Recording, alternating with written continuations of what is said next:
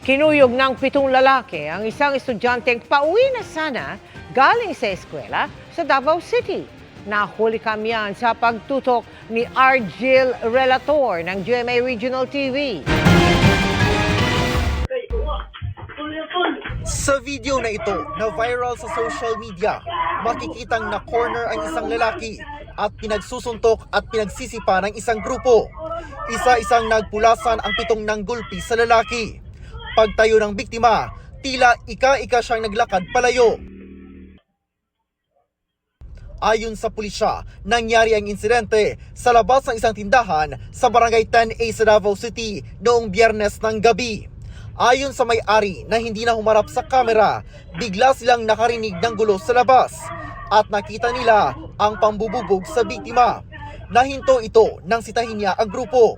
Ayon sa Davao City Police Office, naglalakad pa uwi mula sa paaralan ang biktima nang mangyari ang insidente. Adto na ko diri nagdugo-dugo naman. Tabangan na nako siya. Ikuan ang pulis. Nakadagan naman to sila pagkulata. Tabangan pa adto nito sa eskwelahan. Kung saan gigamit sa mga Nakils.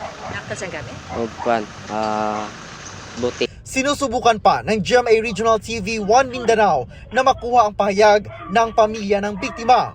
Natukoy na ng pulisya ang isa sa mga nanggulpi at inaalam pa ang pagkakakilanlan ng iba pa. Hindi pa raw malinaw kung mga minor de edad ang sangkot sa insidente. Sabi ng mga residente, madalas may nangyayaring gulo roon na mga kabataan ang sangkot. Kasagaran man gud diri halos sa kasimana naaygoy mahitabo nga gubot. Kasagaran estudyante. Amta ka nang naay magrubing diri pirmi. Ay magrubing para hadlok man na sila sa mga magrubing diri maski sa barangay na lang gud. Dili man tanan nga kanto sa akong hiingon ma'am no, dili man tanan nga kanto ang butangan og kanang kapulisan. Unang kailangan gyud nato ang tabang ma'am no from the barangay officials, especially sa gabi hangtod makadaon ma'am no nga tabangan mi sa pagpanronda, paggrooving sa mga areas nga naay mga reported incidents sa mga batan-on. Sinusubukan naming kunan ng pahayag ang pamunuan ng barangay kaugnay nito. Nananawagan din ang pulisya sa mga magulang na bantayan o i-monitor ang kanilang mga anak, lalo na ang mga minor de edad. Lalo na kung pagdating sa pagsunod sa curfew na ipinatutupad sa Davao City.